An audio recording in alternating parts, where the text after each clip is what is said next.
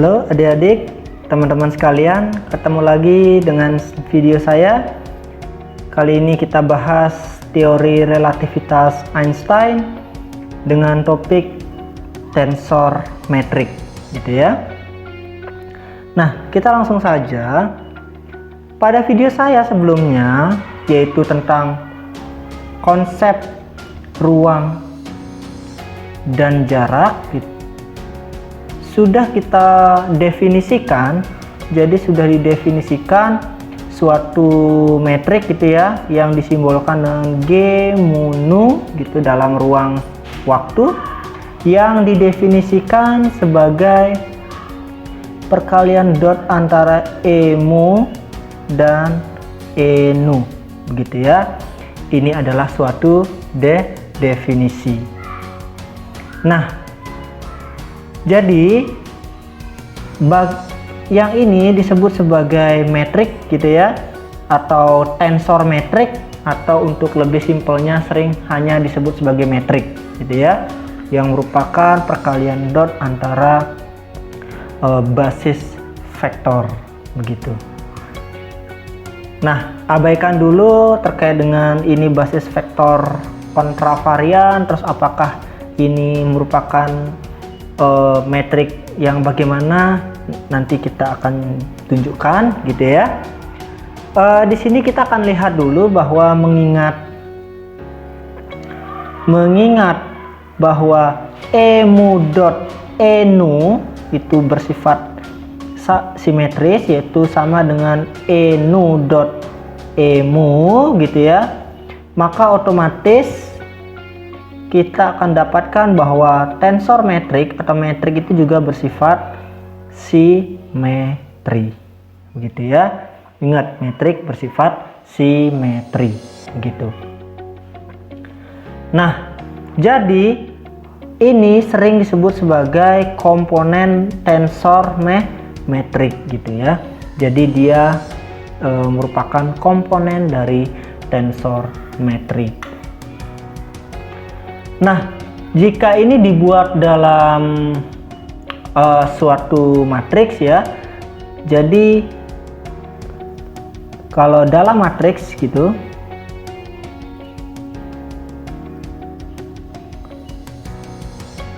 mengingat bahwa G mu nu tadi itu adalah didefinisikan E mu dot E nu, otomatis di dalam matriks dia akan kita dapat tuliskan ini sebagai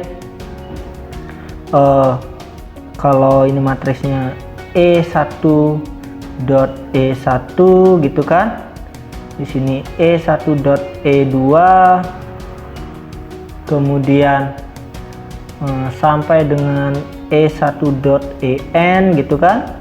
Maka di sini juga adalah E2 dot E1, E2 dot E2, dan seterusnya sampai E2 dot En gitu kan.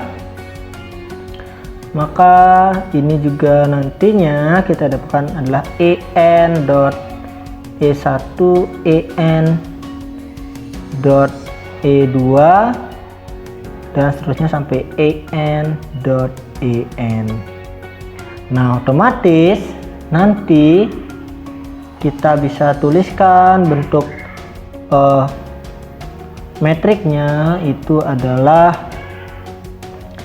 G11, G12, dan terusnya G1n, G21, G22, G2n gitu ya, dan seterusnya sampai Gn1, Gn2, jadi Gnn. Oke, sampai di sini jelas dulu ya. Nah, sekarang perlu juga diingat bahwa adik-adik nilai dari E1 dot E2 ini belum tentu 0 ya, karena ini basisnya masih basis vektor yang sembarang. Artinya kita belum tahu apakah berapa nilai E1 dot E1 nya, E1 dot E2 nya. Jangan hanya terpaku pada Cartesian ya, bahwa E1.E1 itu 1, E1.E2 itu 0. atau sistem-sistem koordinat yang tegak lurus. Karena memang untuk sistem koordinat yang saling tegak lurus, yang koordinatnya saling tegak lurus gitu ya, atau sistem koordinat ortogonal gitu aja singkatnya saya tuliskan, jelas bahwa nilai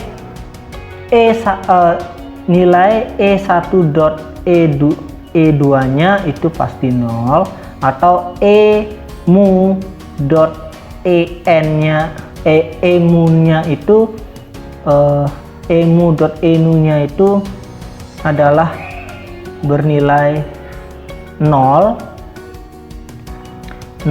untuk mu tidak sama dengan nu gitu, jelas gitu ya, sehingga nanti komponen-komponen metriknya itu menjadi metrik yang diagonal saja gitu, GNN. Nah, sedangkan di sini semuanya 0 ya, di sini 0, di sini 0. Oke, ini jika sistem koordinatnya diagonal gitu, G mu nu gitu ya. Contoh saja ya, mungkin contoh ya, sistem koordinat Kartesian yang mana kalau 2 dimensi saja ya, kita ambil yang 2 dimensi. E1 dot E1 nya itu adalah 1, E1 dot E2 nya itu adalah 0, E2 dot E1 nya 0, sedangkan E2 dot E2 1, ya kan? Maka kita dapatkan G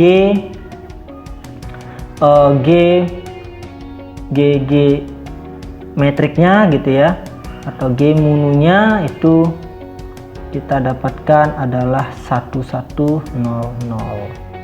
Nah, seperti itu jadinya ya. Atau dengan kata lain saya sebutkan G11 nya 1, G22 nya 1, G12 nya 0, G21 nya 0. Atau bisa jadi di sistem koordinat polar ya, misalnya sistem koordinat polar yang mana kita sudah dapatkan bentuk ER nya itu adalah cos theta EX plus sin theta EY, sedangkan E theta nya itu adalah minus R sin theta EX plus R cos theta EY, begitu ya. Maka kita akan dapatkan ER dot ER nya itu, kalau kita dotkan ini kita akan hasilkan cos kuadrat theta tambah sin kuadrat theta. Ini hasilnya adalah 1. Sedangkan E theta nya dot E theta nya kita akan dapatkan, nanti dicek, R kuadrat sin kuadrat theta tambah R kuadrat cos kuadrat theta itu sama dengan akhirnya ini R kuadrat. Nah, sedangkan ER dot E theta nya itu tentu saja 0 karena EX atau kita buktikan saja, berarti EX nya menjadi cos theta kali min R sin theta plus, saya tuliskan komponen yang ada nilainya saja ya, yang EX EY nya itu nanti EX dot EY nya pasti 0, saya nggak usah tuliskan, sehingga ini menjadi sin theta R cos theta. Nah, otomatis kalau ini dihitung akan hasilnya adalah 0. Begitu pula dengan E theta dot ER, itu nanti hasilnya adalah 0. Oleh karena itu kita dapatkan G mu-nya itu sama dengan 100 R kuadrat. Inilah untuk sistem koordinat. Atau saya tuliskan di sini aja.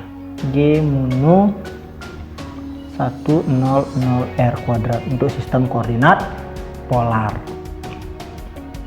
Ya, seperti itu ya. Atau mungkin dengan kata lain, G11-nya adalah 1, G22-nya adalah R kuadrat, G12-nya adalah 0, G21-nya adalah 0. Seperti itu. Oke, jelas dulu sampai di sini ya. Nah, selanjutnya kita akan coba kaji lebih lanjut mengenai transformasi dari metrik ini gitu ya. Nah, seperti yang sudah didefinisikan tadi bahwa G mu nu adalah E mu dot E nu. Berarti dalam sistem koordinat baru boleh saja saya tuliskan G mu nu aksen adalah E mu aksen dot E nu aksen. Begitu bukan? Nah, berarti kalau saya tuliskan sekarang seperti ini, maka E mu aksen dot E nu aksennya yang tentu saja kalau kita buat transformasinya ya, ini akan menjadi E mu aksen karena ini adalah basis vektor kontravarian gitu ya. Maka kita ikuti bentuk transformasinya, yaitu partial X mu aksen untuk E mu aksennya dot partial X nu aksen E nu. Ini tidak ada aksennya ya, E nu saja gitu. Atau boleh dituliskan, saya bawa ke depan semua untuk elemen-elemen matriksnya, X partial X mu aksen partial X nu aksen E mu dot E nu. Oke, nah berdasarkan definisi ini maka saya boleh tuliskan menjadi G mu aksen nu aksen itu menjadi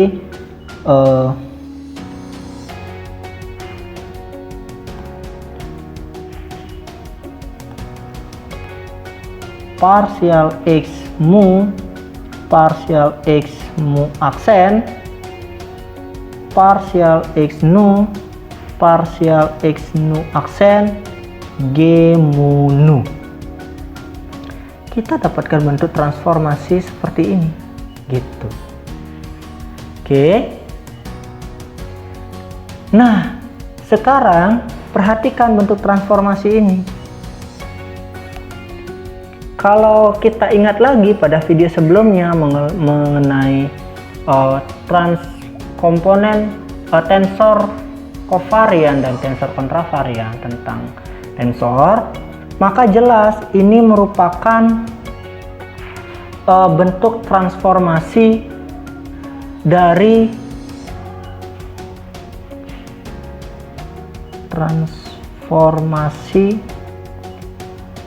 tensor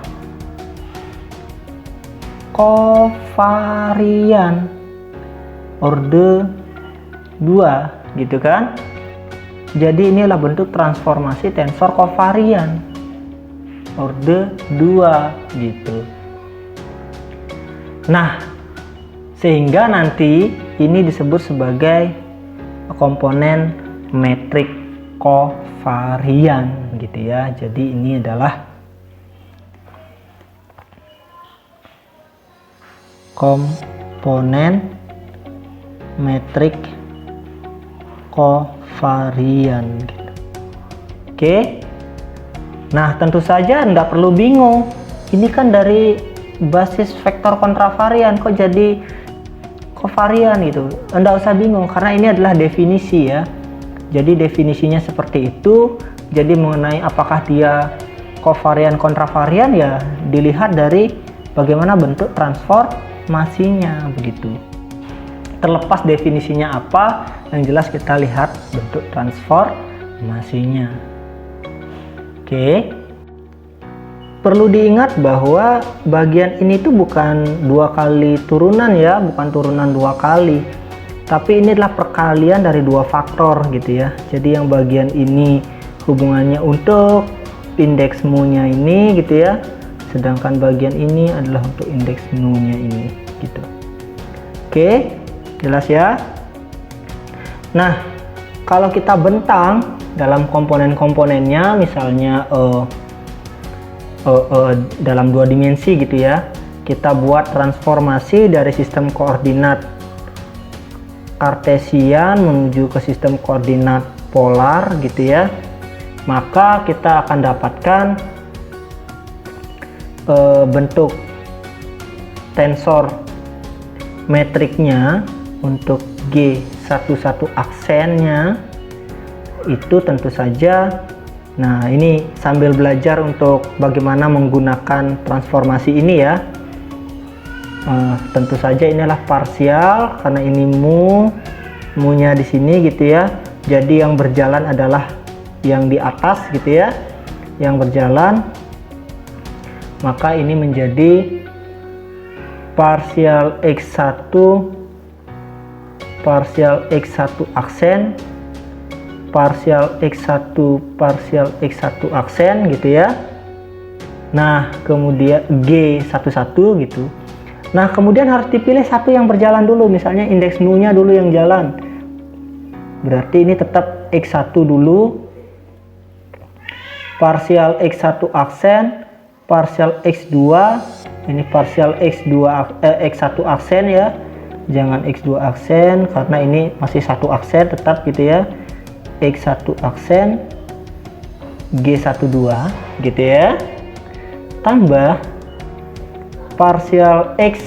Nah, sekarang kan ini 2 dimensi, berarti nu-nya udah mentok 2. Sekarang kita jalankan mu-nya, parsial X2, parsial X1 aksen, parsial X1, parsial X1 aksen G21 gitu ya, tambah parsial X2, parsial X1 aksen, parsial X2, parsial X1 aksen G22 begitu. Oke. Nah, sekarang coba kita saja ya, kita coba cari saja. Dalam koordinat polar berarti G11 ini apa nih? GRR ya, G1 aksen ini. Berarti X1-nya untuk koordinat ini yang tanpa aksen kan berarti koordinat kartesian yang lama. Berarti ini X ya, berarti parsial X, parsial R. Ini satu juga parsial X, parsial R, GXX-nya gitu ya. Tambah kalau ini parsial X, parsial R, parsial Y, parsial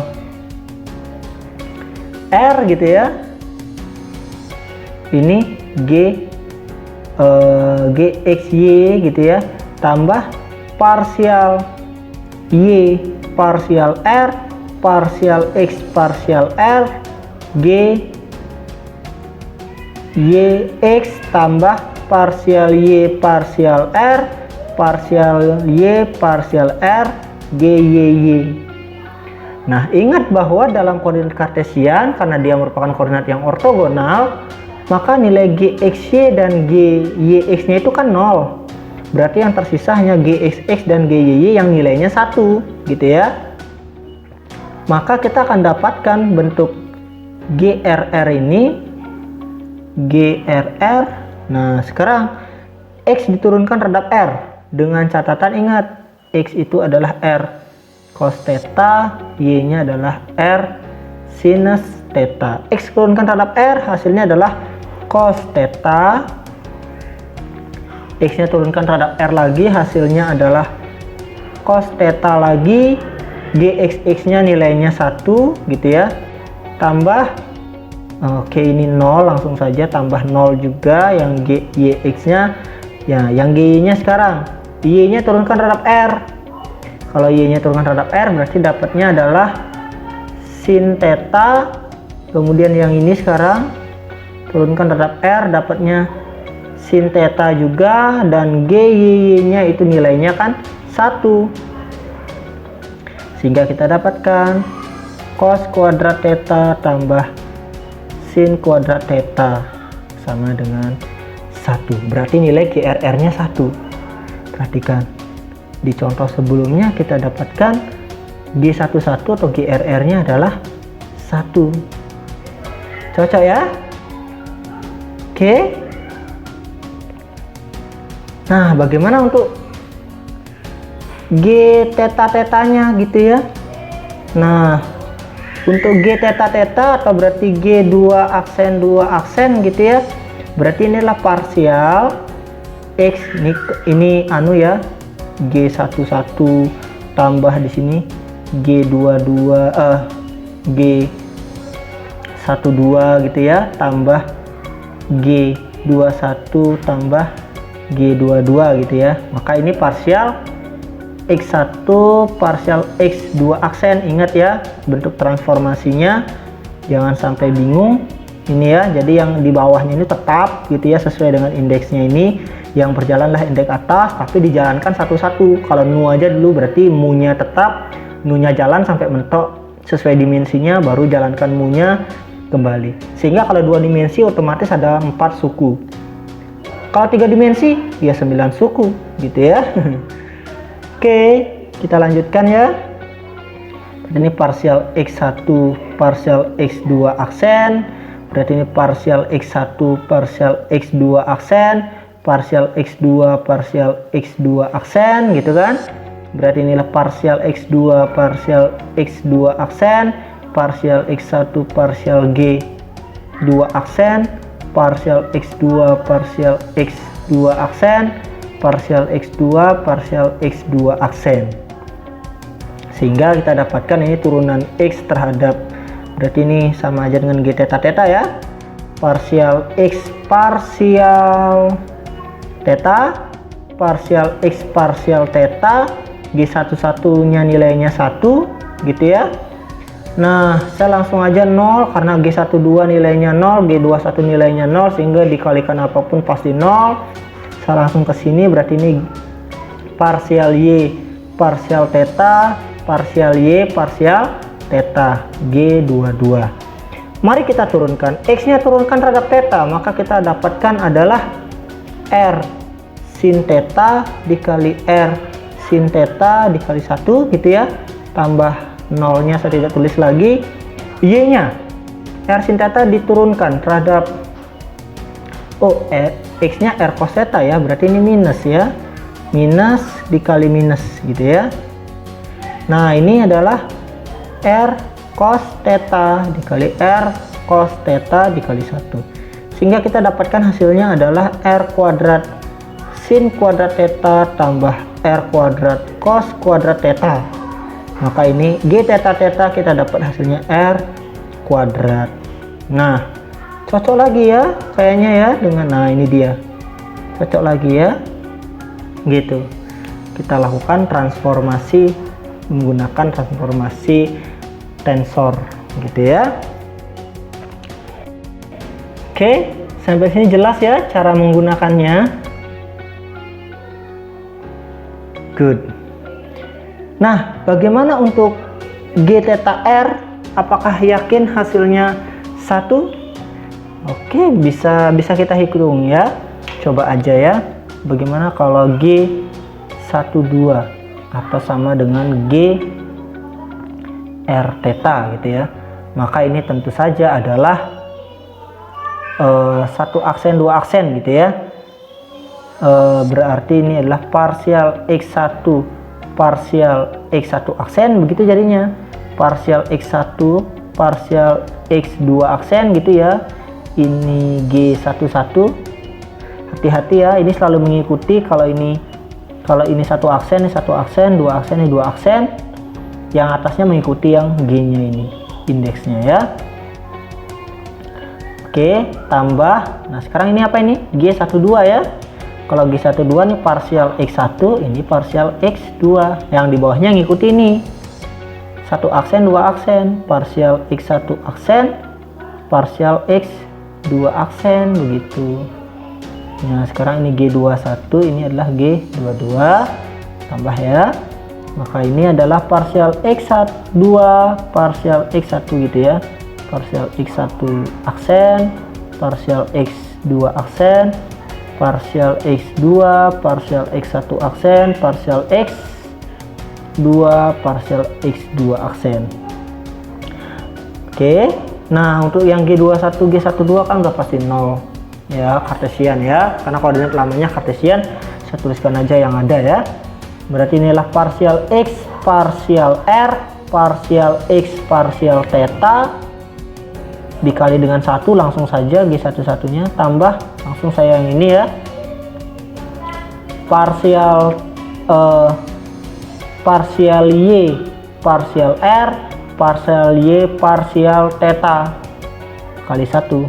Nah, tentu saja X diturunkan terhadap R hasilnya adalah cos theta, X turunkan terhadap theta hasilnya adalah min R sin theta, plus Y turunkan terhadap R itu hasilnya adalah sin theta, Y nya turunkan terhadap theta hasilnya adalah R cos theta, dan yap, hasilnya adalah 0. Cocok ya? Ya, jadi memang harus telaten dalam kita melakukan perhitungannya. Oke, sampai di sini jelas ya. Nah, kalau sudah jelas, kita akan kembali membahas mengenai metrik ini. Jadi, kita sudah mendapatkan bagaimana definisi dari metrik gitu ya. G-mu itu definisinya adalah emu dot enu, yang mana kalau indeksnya di bawah seperti ini itu mengikuti ternyata transformasi komponen tensor kovarian gitu ya, yaitu kita cek lagi. Nah, oke, partial X mu aksen gitu ya, partial X nu aksen G mu nu begitu ya. Jadi ini adalah bentuk transformasi dari metrik tersebut atau tensor metrik tersebut atau komponen tensor metrik tersebut, yang mana dia mengikuti transformasi komponen tensor kovarian gitu. Tapi kita sebut sebagai metrik saja ya. Nah, dari sini kita lihat bahwa dari contoh tadi juga ketika kita mencari dalam sistem koordinat kartesian, misalnya G11-nya 1, G12-nya 0, G21-nya 0, dan G22-nya 1, sedangkan dalam sistem koordinat polar itu nilai GRR-nya 1 dan G theta-theta-nya R kuadrat. Dalam kartesian atau saya tuliskan kartesian itu 2 dimensi ya, kita dapatkan bentuk metriknya seperti ini, sedangkan polar itu bentuk metriknya adalah 1 R kuadrat 00.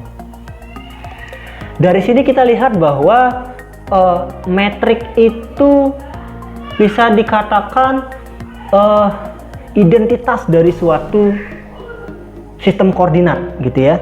Jadi saya bisa katakan bahwa metrik adalah identitas suatu sistem koordinat ya, atau bisa dikatakan apa ya istilahnya tuh, sidik jarinya ya, atau sidik jari dari sistem koordinat. Jadi setiap sistem koordinat pasti ada metriknya di sana gitu ya, dan setiap metrik itu akan mewakili suatu sistem koordinat. Kita tahu sistem koordinat, kita akan berhubungan dengan metrik. Kita tahu metriknya, maka kita tahu sistem koordinatnya gitu. Kan tetapi adik-adik, meskipun kita berbicara metrik itu merupakan identitas suatu sistem koordinat, perlu ditegaskan di sini adalah gini, teori relativitas umum itu nanti kita akan banyak berkutat tentang dengan metrik. Akan tetapi teori relativitas umum bukanlah bukan teori sistem koordinat gitu ya. Meskipun banyak matematisnya menggunakan metrik, yang mana metrik ini kaitannya dengan sistem koordinat, tetapi teori relativitas umum bukanlah teori tentang sistem koordinat. Teori relativitas umum itu fisis gitu ya. Jadi teori relativitas umum itu fisis, dia berbicara tentang ruang, ya, tepatnya ruang waktu gitu. Jadi dia berbicara fisis, bagaimana tentang ruang waktu itu, bukan secara matematis. Artinya bukan tentang teori koordinat sistem. Walaupun untuk memahami ruang waktu itu digunakan metrik gitu. Digunakan untuk memahami ruang waktunya gitu ya. Jadi melalui metrik ini untuk memahami ruang waktu, yaitu apa? Teori relativitas umum itu kajiannya gitu ya. Metrik itu hanyalah toolsnya gitu. Oke, jelas sampai di sini. Nah, adik-adik sekalian, sekarang kita akan melihat bentuk transformasi ini. Tadi sudah disampaikan bahwa bentuk transformasinya ini adalah bentuk transformasi dari komponen tensor kovarian gitu ya. Nah, otomatis G mu nu dengan indeks bawah gitu ya, dengan indeks bawah semuanya itu disebut sebagai metrik komponen metrik kovarian gitu. Nah, bagaimana dengan komponen metrik kontravarian gitu ya? Maka untuk komponen metrik kontravarian itu bisa kita definisikan metrik kontravarian gitu, didefinisikan dengan G mu nu itu adalah E mu gitu ya, dot E nu. Nah, seperti itu. Oke, jadi definisinya seperti itu. Nah, karena kembali lagi karena ini bersifat simetris, maka ini sama aja dengan G nu dot E nu dot E mu sama dengan G nu mu gitu ya. Oke. Nah, kemudian di sini kita akan melihat sesuatu yang menarik ya, sesuatu yang menarik dari bentuk ini. Misal ya, kita akan coba utak-atik E mu dot E nu gitu ya, itu akan sama dengan G mu nu gitu kan. Nah, ini boleh juga saya tuliskan dengan G nu alfa gitu ya, delta mu alfa ya. Atau kalau masih bingung, saya akan tuliskan dulu seperti ini. Ini sama dengan G nu mu sama dengan, ingat bagian mu nya ini itu diganti dengan cara penulisan seperti ini. Karena ada delta di sini mu alfa, maka artinya dia akan bernilai jika mu nya sama dengan alfa. Artinya apa? Alfanya bisa diganti dengan mu. Otomatis ini kembali lagi bentuknya kayak gini, bukan? Ya, jadi penulisan seperti ini tidak masalah ya. Nah, apa yang menarik di sini ya? Kita akan lihat. Yang menarik adalah, perhatikan. Ingat definisi dari delta? Jadi delta itu didefinisikan dengan E mu dot E nu, begitu alfa ya. Kalau ini alfa, kita gunakan alfa gitu ya, sehingga kita akan menuliskan ini menjadi G nu alfa E mu dot E alpha, begitu kan ya. Nah kemudian perhatikan, saya bawa ini ke depan, saya bawa itu ke depan, berarti menjadi E mu dot G nu alpha E alpha. Jelas ya? Akhirnya kita dapatkan, perhatikan ini apa nih, di depan saya tulis lagi ya, saya tulis lagi itu menjadi E mu dot E nu gitu. Nah otomatis kita perhatikan, jadi bagian yang ini itu bisa kita hilangkan gitu ya, maka kita dapatkan suatu bentuk yang menarik, yaitu E nu sama dengan G nu alpha E alpha. Wah, menarik sekali ya.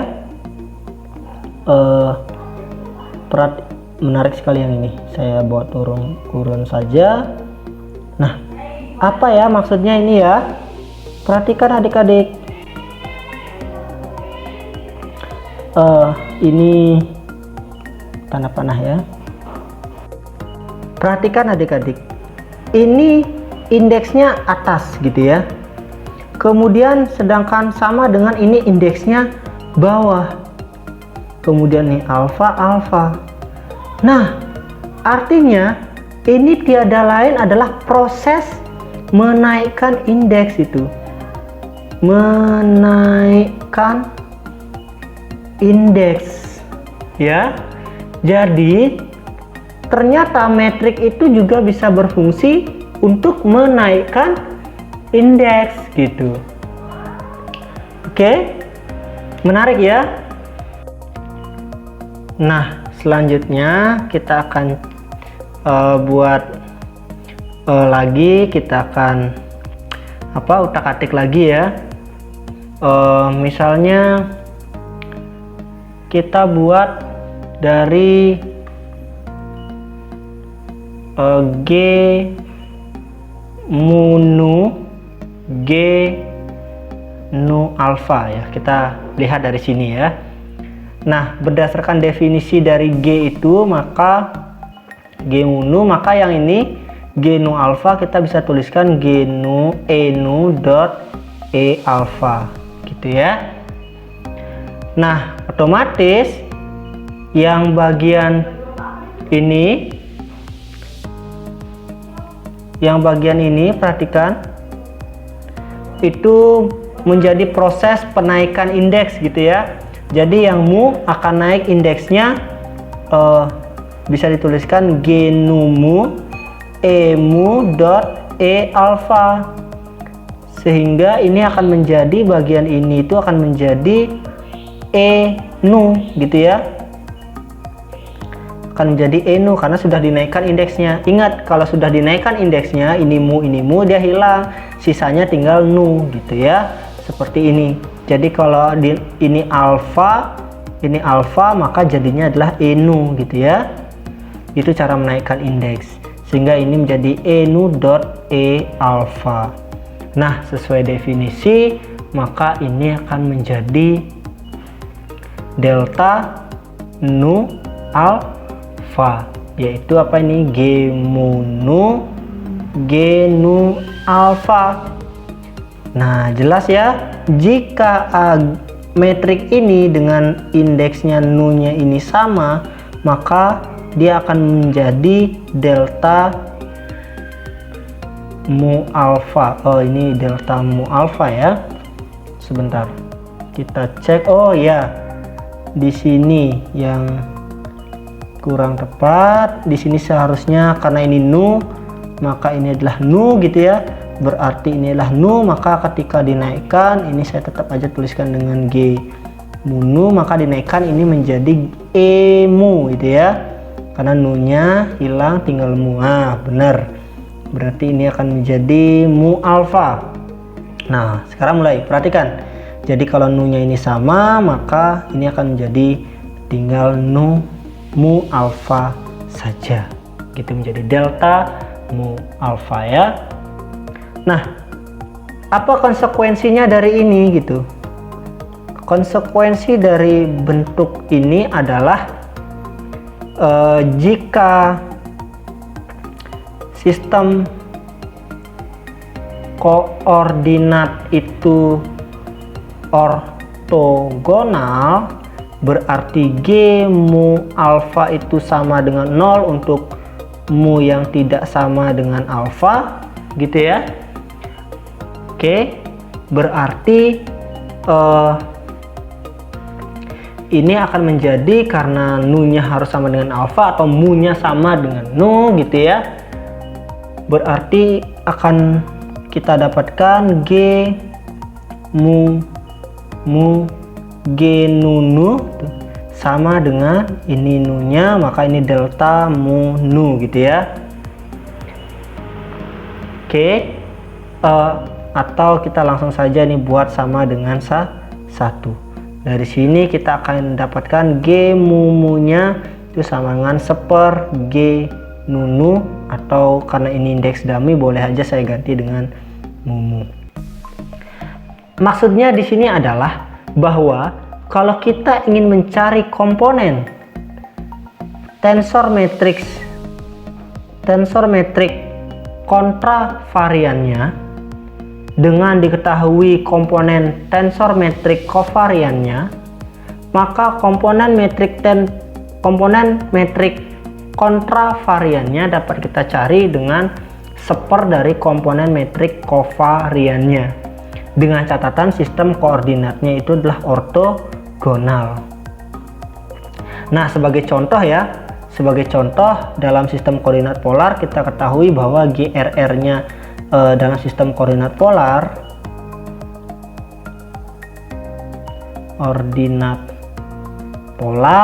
kita tahu bahwa G mu-nya itu adalah 1R00.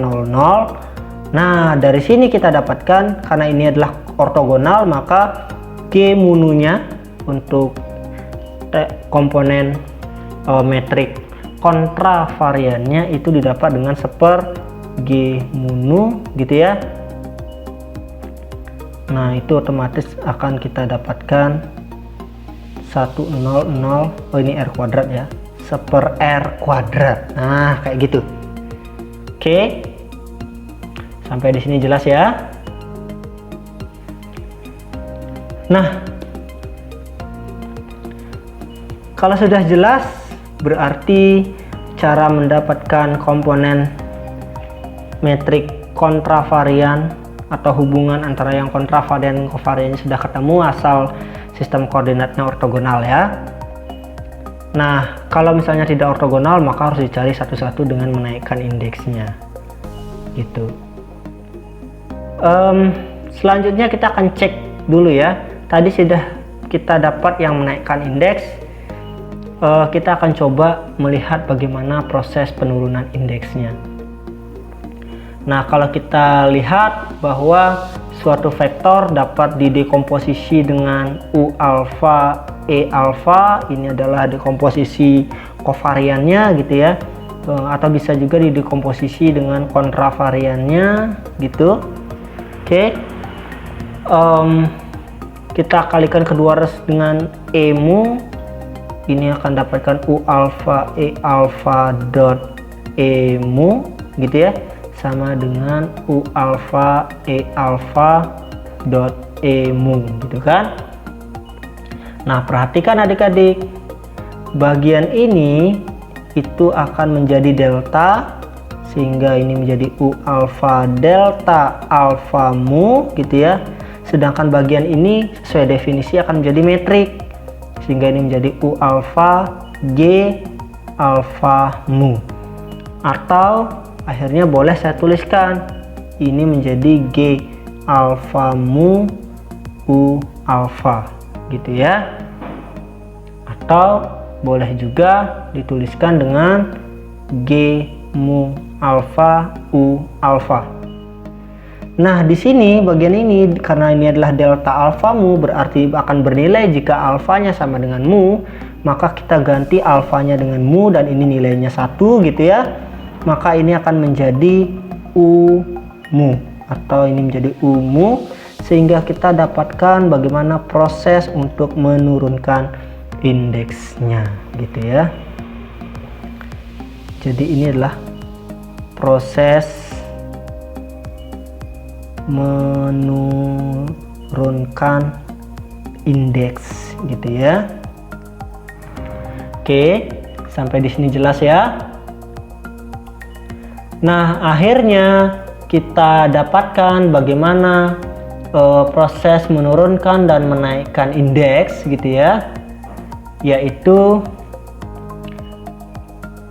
ini adalah proses menurunkan indeksnya, dan untuk menaikkan indeksnya itu adalah dengan ungu sama dengan G mu nu u nu ya. Ini adalah proses untuk menaikkan indeks dari suatu komponen vektor.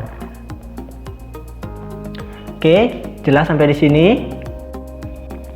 Jadi menurunkan indeks dengan menggunakan komponen metrik kovarian, sedangkan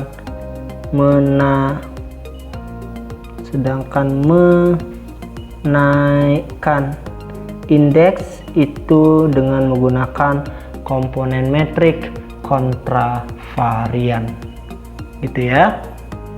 Nah, berarti kita sudah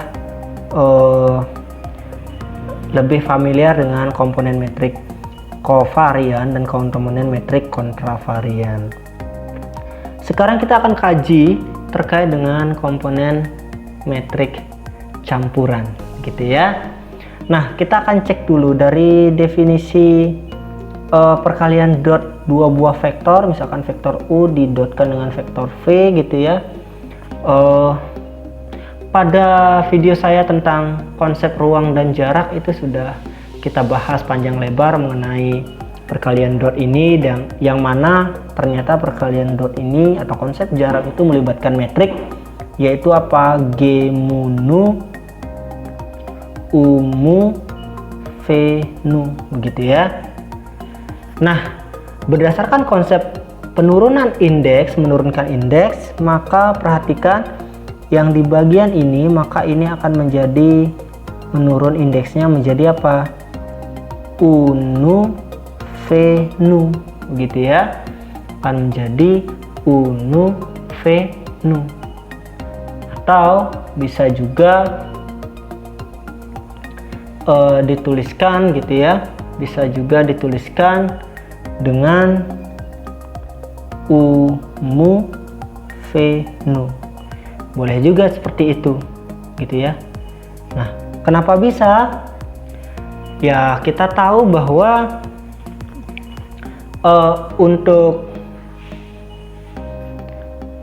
untuk apa, perkalian dot itu pasti harus melibatkan, karena dot, jadi bagaimana suatu vektor bekerja pada vektor yang lain, dan itu harus jenis vektor yang berbeda. Artinya di sini ini adalah komponen vektor kovarian, maka inilah komponen vektor kontravarian. Nah, sebaliknya ini adalah komponen vektor kontravarian, inilah komponen vektor kovarian. Jadi konsisten ya dengan apa yang sudah kita bahas sebelumnya. Oke, nah sekarang akhirnya bahwa kita dapatkan komponen metrik